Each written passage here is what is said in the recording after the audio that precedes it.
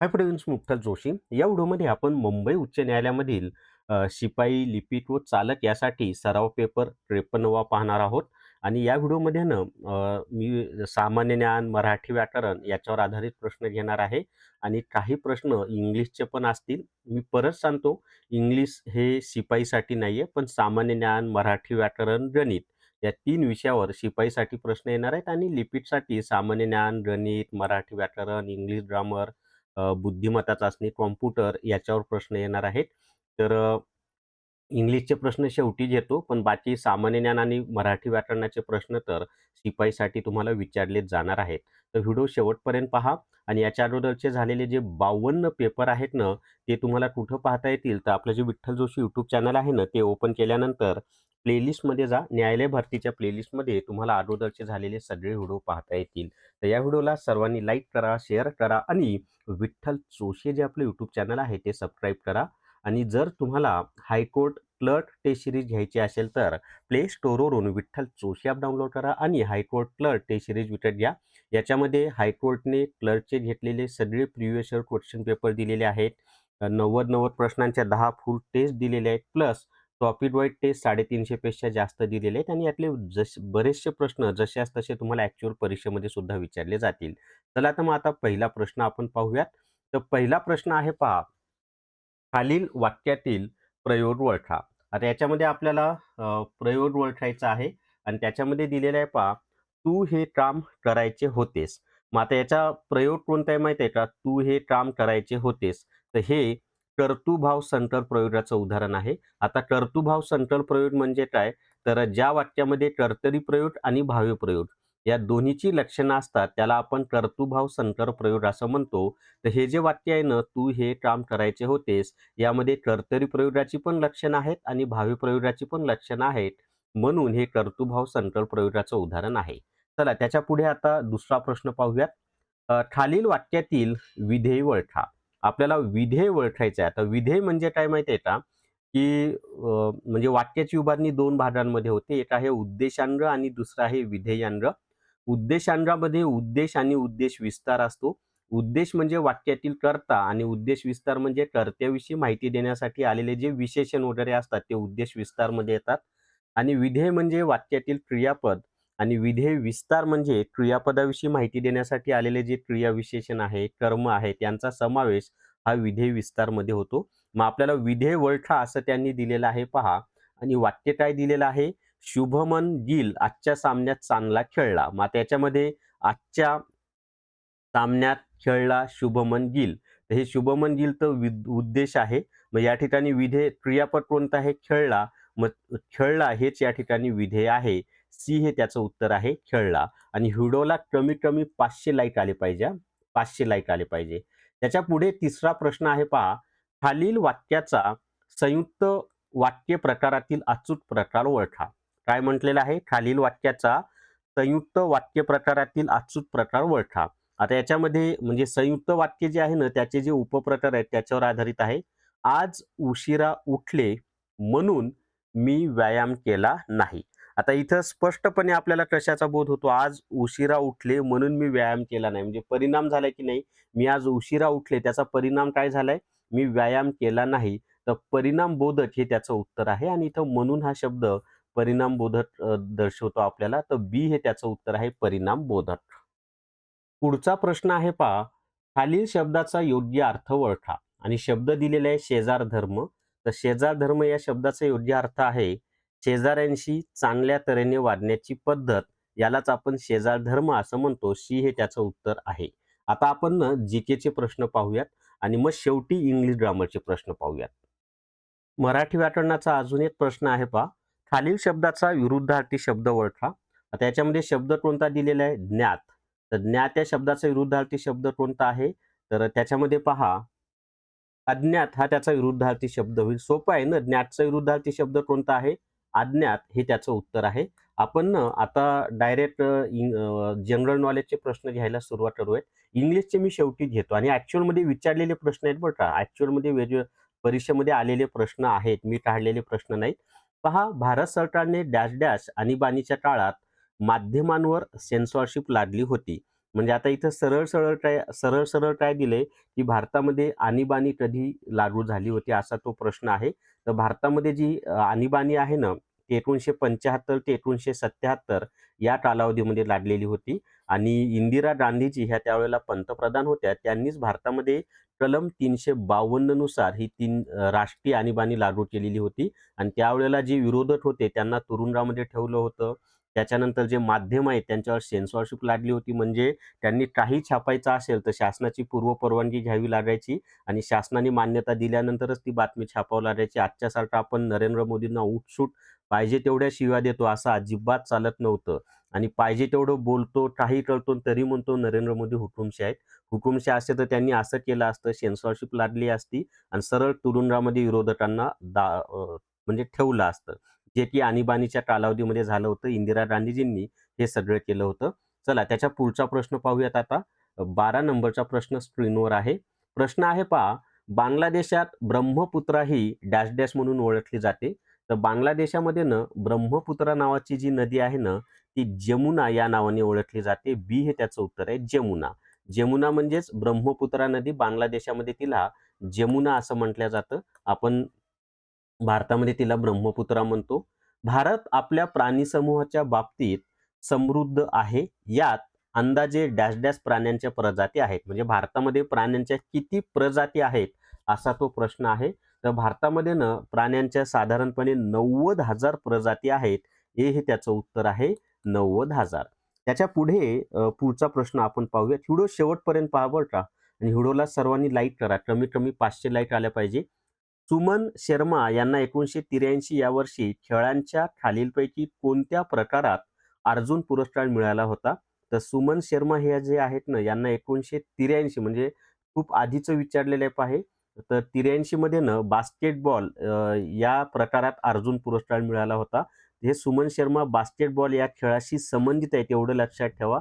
त्यांचं निधन वगैरे काही झालं असेल किंवा त्यांना काहीतरी त्यांच्या संदर्भात आत्ता सध्या काही झाला असेल म्हणून हा प्रश्न आलेला आहे. तर मग प्रश्न असेच येत असतात पहा.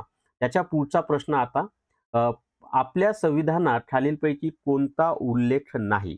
तर कोणता उल्लेख नाही असं आपल्याला या ठिकाणी दिलेलं आहे पहा. तर पहिलं काय आहे? प्रत्येक व्यक्तीला सार्वजनिक ठिकाणी प्रवेश तर आहे ना, प्रत्येक व्यक्तीला सार्वजनिक ठिकाणी प्रवेश करण्याचा अधिकार आहे. त्याच्या पुढे काय दिले पहा? अस्पृश्यता अस्पृश्यता नष्ट झालेली नाही. हे चुकीचं आहे. अस्पृश्यता नष्ट झाली पाहिजे. कलम 17 मध्ये अस्पृश्यतेची माहिती दिलेली आहे. अस्पृश्यता कोणाला पाळता येत नाही. तर असं आपल्या अस्पृश्यता नष्ट झालेली नाही हे आपल्या संविधानामध्ये दिलेलं नाही. सोपं होतं. कोणत्याही व्यक्तीचा त्याचा धर्म, वंश, जात इत्यादी आधारावर भेदभाव केला जाऊ शकत नाही. बरोबर आहे. हे दिलेलं आहे. कायद्यापुढे प्रत्येक व्यक्ती समान आहे हे सुद्धा बरोबर आहे. म्हणजे आपल्याकडे कलम 14 ते 18 हे जे समानतेची कलम आहेत ना, त्याच्यावर हा प्रश्न होता. तर हे कलम 17 मध्ये अस्पृश्यता निवारणाच्या संदर्भात माहिती दिलेली आहे. तर बी चुकीचं आहे. अजूनही आपल्याला प्रश्न पाहायचेत मित्रांनो, भरपूर प्रश्न आहेत. जर तुम्हाला हायकोर्ट पिऊन टेस्ट सिरीज घ्यायची असेल तर प्ले स्टोअरवरून विठ्ठल जोशी ॲप डाउनलोड करा आणि हायकोर्ट पिऊन टेस्ट सिरीज विकत घ्या. याच्यामध्ये सुरुवातीला 30 टेस्ट दिल्या होत्या, पण आता 180 टेस्ट सरावासाठी दिलेले आहेत. प्लस पिऊनचे झालेले ॲक्चुअलमधले पेपर दिलेले आहेत आणि यातले जशास तसे बरेचसे प्रश्न तुम्हाला परीक्षेमध्ये सुद्धा विचारले जातील आणि फी फक्त 200 प्लस जी आहे. तर प्ले स्टोअरवरून विठ्ठल जोशी ॲप डाउनलोड करा आणि हायकोर्ट पिऊन टेस्ट सिरीज विकत घ्या. चला त्याच्या पुढचा प्रश्न पाहूयात आता. त्याच्या पुढचा प्रश्न आहे पहा. क्रिकेट खेळाबाबत खालीलपैकी कोणते विधान योग्य आहे? योग्य आहे असं दिलंय आपल्याला. तर त्याच्यामध्ये विधानं आधी आपण पाहूयात आणि मग त्याचं उत्तर काढूयात. तर विधानं काय दिलेली आहेत पहा. तर 1 मिनिट हां. 2च विधानं मी तेच चेक करत होतो किती विधानं दिलीत. तर पहिलं विधान आहे फलंदाजाची पोच. काय दिलेलं आहे आपल्याला? फ फ फलंदाजाची पोच असेल तिथपर्यंत चेंडू टाकला गेला तर एल-बी-डब्ल्यूचा निर्णय शक्य आहे. आता हे जे विधान आहे ना, हे चुकीचं आहे पहा.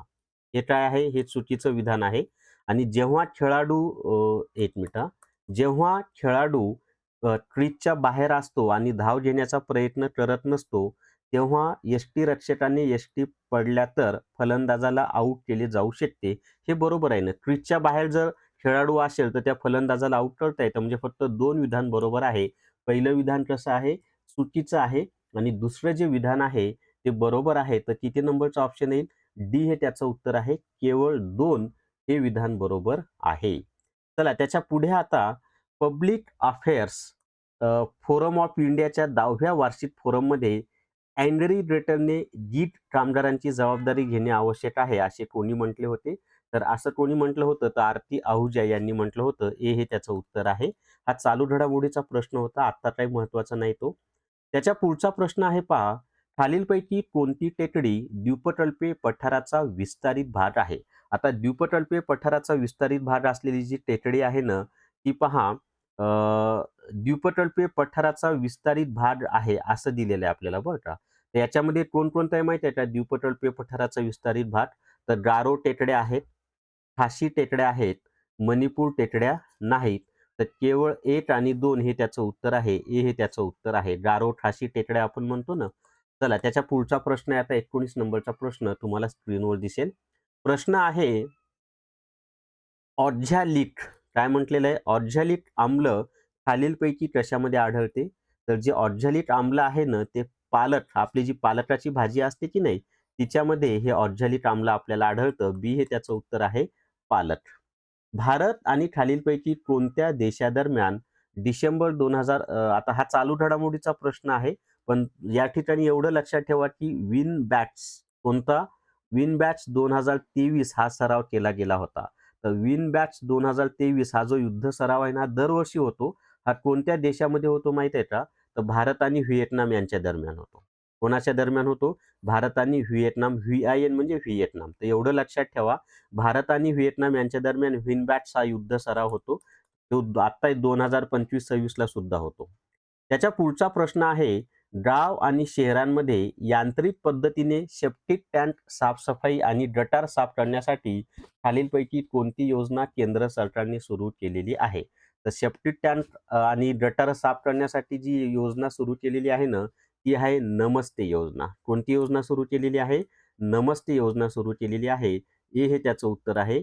नमस्ते योजना हे त्याचं उत्तर येते. चला त्याच्यापुढे 22 नंबरचा प्रश्न आपण पाहूयात. प्रश्न आहे पहा, 1857च्या उठावाच्या संदर्भात खालीलपैकी कोणती जोडी योग्य प्रकारे जुळते? आता कोणती जोडी योग्य प्रकारे जुळते असं आपल्याला सांगायचं आहे. तर या ठिकाणी नानासाहेब पेशवे कानपूर बरोबर आहे. नानासाहेब पेशवे यांनी कानपूर येथे उठावाचं नेतृत्व केलं होतं आणि बिरजीस कादर लखनौ. आता लखनौ या ठिकाणी बेगम हजरत महल यांनी नेतृत्व केलं होतं.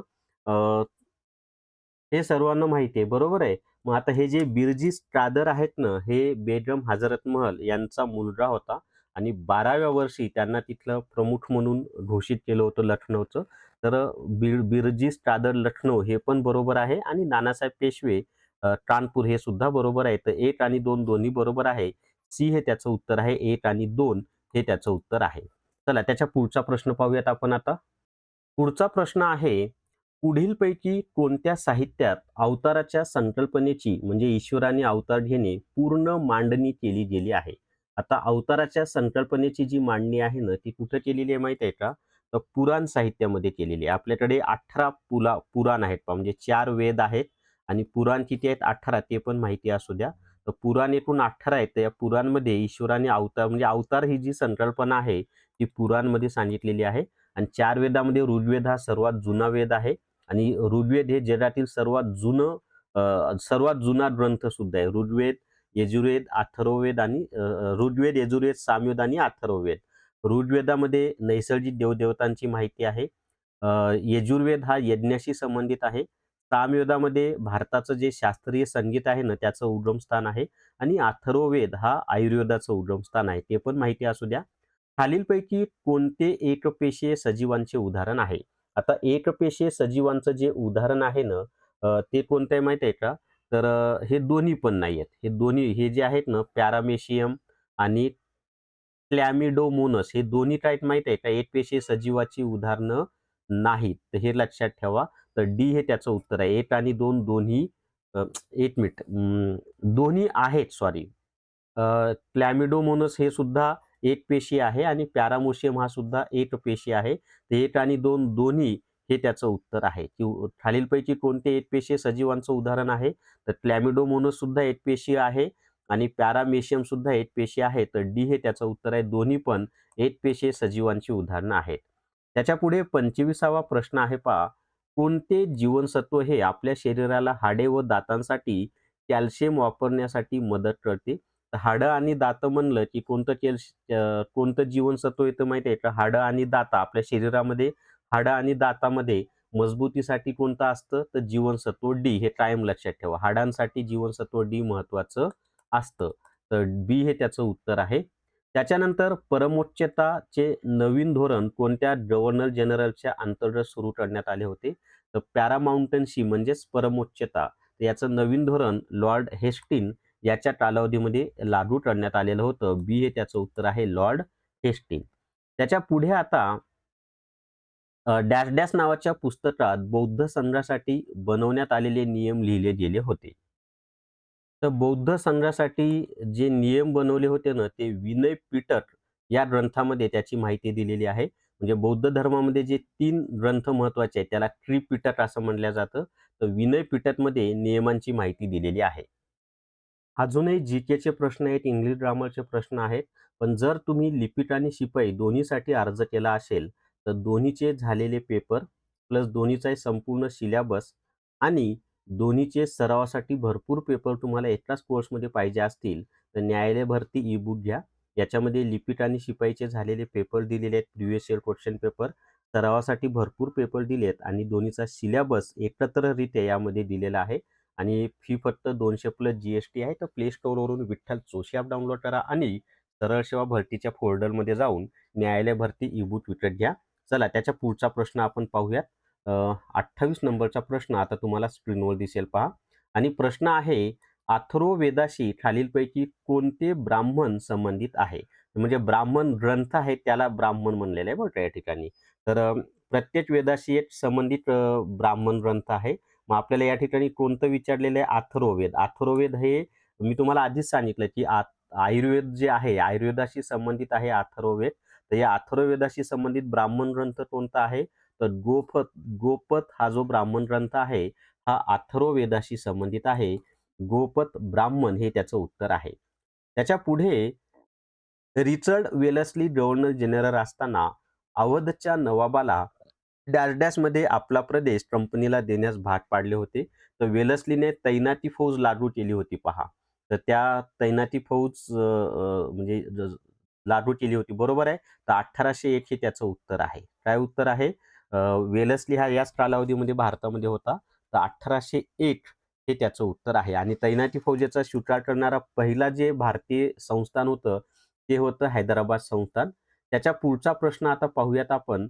थोडंसं झूम हे करतो मी हां. म्हणजे तुम्हाला व्यवस्थित दिसेल ते. हां. पुढचा प्रश्न आहे पहा आता. मेजर ध्यानचंद पुरस्काराबद्दल पुढीलपैकी कोणते विधान अचूक आहे? आता मेजर ध्यानचंद हे कोण होते? तर हॉकीपटू होते. कोण होते? हॉकीपटू होते. तर अचूक म्हणजे बरोबर विधान सांगायचं आहे. तर 1985 मध्ये भारत सरकारने क्रीडा प्रशिक्षणातील उच्च गुणवत्तेला सन्मानित करण्यासाठी द्रोणाचार्य पुरस्काराची सुरुवात केली. बरोबर आहे. या पुरस्कारामध्ये रुपये 15,00,000 रोख रक्कम द्रोणाचार्यांचा कांस्य पुतळा व सन्मान चिन्ह दिले जाते. हे पण बरोबर आहे. तर ए हे त्याचं उत्तर आहे की दोन्ही विधानं कशी आहेत? बरोबर आहेत. आता आपण इंग्लिश ग्रामरचे प्रश्न पाहणार आहोत. इंग्लिश ग्रामरचा पहिला प्रश्न आहे पहा. Select the appropriate article from the below option to complete the sentence. म्हणजे वाक्य पूर्ण करण्यासाठी योग्य ते आर्टिकल वापरायचं आहे. आणि वाक्य दिलेलं आहे पहा. सॉरी सॉरी वाक्य दिलेलं आहे आणि जर आर्टिकलची गरज नसेल तर नो आर्टिकल म्हणून उत्तर द्या. व्हेन रिकामिजाडा meeting ended they had a coffee break. तर या ठिकाणी कोणतं आर्टिकल येईल माहिती आहे का? द येईल. कारण निश्चितपणे मीटिंग कोणती आहे ते आपल्याला माहिती आहे. मग निश्चितपणे माहिती असेल तर द वापरतो आपण. When the meeting ended they had a coffee break. म्हणजे मीटिंग संपल्यानंतर त्यांनी कॉफी घेतली असा त्याचा अर्थ होतो. चला त्याच्या पुढे 6वा प्रश्न आहे आता. Select the most appropriate form of present tense from the given option to fill in the blank for the below sentence. म्हणजे आपल्याला क्रियापदाचं योग्य रूप लिहायचं आहे या ठिकाणी. आणि वाक्य दिलेलं आहे, हेनरी रिकामी जागा 7 hours एव्हरी डे. आता एवढी हा शब्द असला की ते सिंपल प्रेझेंट टेन्सचं वाक्य असतं आणि सिंपल प्रेझेंट टेन्सच्या वाक्यामध्ये कर्ता जर तृतीय पुरुषी एकवचनी असेल, सिंग्युलर थर्ड पर्सन, तर क्रियापदाला येस किंवा ईएस प्रत्यय लादलेला असतो आणि ऑप्शन आहेत working, had been work, works आणि इज वर्क. तर या ठिकाणी काय येणार आहे? वर्क येणार आहे. काय येणार आहे? वर्क आणि त्याला येस प्रत्यय लागणार आहे.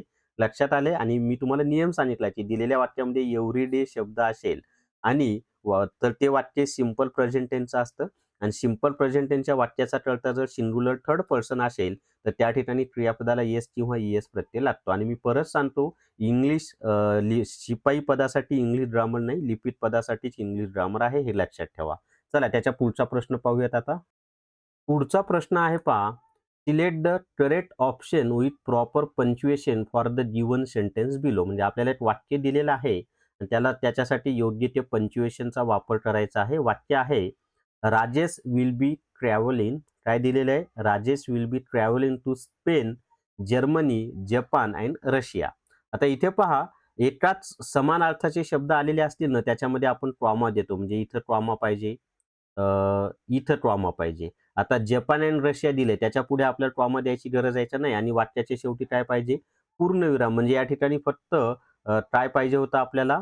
2 ट्रॉमा पाहिजे होतं. मग असं कुठं वाक्य दिलेलं आहे ते पाहूयात आपण. फक्त 2 ट्रॉमा असलेलं वाक्य कोणत्या पर्यायामध्ये आहे ते आपण पाहूयात. तर या ठिकाणी जर आपण पाहिलं तर इथं राजेश विल बी ट्रॅव्हलिंग टूच्या नंतर हे संयोग चिन्ह तर येणार नाही, म्हणजे हे उत्तर नाही. इथं पण संयोग चिन्ह दिलं, हे पण येणार नाही.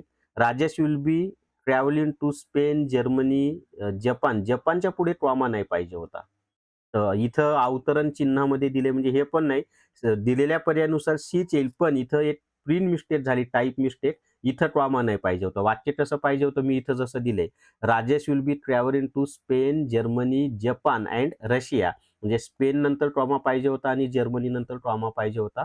बाकीचं सगळं आणि शेवटी पूर्णविराम. बाकीचं सगळं बरोबर आहे. तर म्हणजे मी सांगितलं त्या पद्धतीनं विरामचिन्ह वापरावे लागतील. चला त्याच्या पुढचा प्रश्न पहा. आता 8वा प्रश्न स्क्रीनवर दिसेल तुम्हाला आणि प्रश्न आहे, select the most appropriate verb from the given option. Select the most appropriate verb from the given option. म्हणजे क्रियापदाचा योग्य तो वापर करायचा आहे आणि काय दिले? To fill in the blanks for the given sentence. He always blank his office before 8 AM. आता या ठिकाणी ही ऑलवेज, ऑलवेज हा शब्द आहे पहा. ऑलवेज हा शब्द असला की ते वाक्य न सिंपल प्रेझेंट टेन्स असते. हे कीवर्ड लक्षात ठेवा. दिलेल्या वाक्यामध्ये एव्हरीडे असेल, ऑलवेज असेल, हे शब्द असले की ते वाक्य सिंपल प्रेझेंट टेन्स असतं आणि या वाक्याचा कर्ता ही आहे. मग दिलेल्या वाक्याचा कर्ता ही, सी, इट किंवा तृतीय पुरुषी एकवचनी असेल तर सिंपल प्रेझेंट टेन्सच्या वाक्यामध्ये क्रियापदाला येस किंवा ईएस लागतं. मग या ठिकाणी रिचेस हा शब्द येणार आहे. He always reaches his office before 8 AM. म्हणजे सकाळी 8 वाजल्याच्या अगोदरच तो आपल्या कार्यालयामध्ये रोज पोहोचतो, असा त्याचा अर्थ होतो. खाली मराठीचा तर प्रश्न पाहिलाय आपण. 10वा प्रश्न आहे पहा आता. प्रश्न असा आहे की select the most appropriate superlative degree of comparison from the given option. म्हणजे सुपरलेटिव्ह डिग्रीचा वापर या ठिकाणी आपल्याला करायचा आहे आणि वाक्य आहे, धिस इज द रिकामिजाडा experience shooter in the store. आता बऱ्याच जणांना असं म्हणजे सुपरलेटिव्ह डिग्रीचं वाक्य आहे, बरोबर आहे. मग या ठिकाणी सुपरलेटिव्ह डिग्रीचा ऍडजेक्टिव्ह कोणतं येणार आहे? तर लिस्ट येणार आहे. कोणतं येणार आहे? लिस्ट येणार आहे. सी हे त्याचं उत्तर आहे. धिस इज द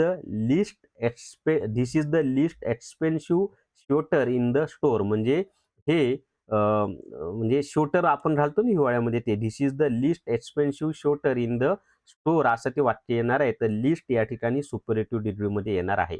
आणि जर तुम्हाला हायकोर्ट रेकॉर्डेड व्हिडिओ कोर्स घ्यायचा असेल, ज्याच्यामध्ये कॉम्प्युटर, अंतर्गणित, बुद्धिमत्ता चाचणी, मराठी व्याकरण, इंग्लिश ग्रामर, इतिहास, भूगोल, राज्यघटना यांचे रेकॉर्डेड व्हिडिओ दिलेले आहेत, प्लस लिपिकचे झालेले पेपर दिलेले आहेत आणि ₹500 फी आहे. पण याच्यामध्ये न्यायालय भरती ई बुक आणि हायकोर्ट क्लर्क टेस्ट सिरीज असे ₹400 2 कोर्स फ्री दिलेले आहेत. आणि हे सगळे व्हिडिओ तुम्हाला आगामी परीक्षांसाठी सुद्धा उपयुक्त आहेत. 1 वर्ष तुमच्याकडे हा कोर्स असतो आणि फी फक्त 500 प्लस GST आहे. तर प्ले स्टोअरवरून विठ्ठल जोशी ॲप डाउनलोड करा आणि हायकोर्ट रेकॉर्डेड व्हिडिओ कोर्स विकत घ्या. तर या व्हिडिओमध्ये एवढीच माहिती. या व्हिडिओला सर्वांनी लाईक करा, शेअर करा आणि विठ्ठल जोशी जे आपलं YouTube चॅनल आहे ते सबस्क्राईब करा. थांबूयात. Thank you very much.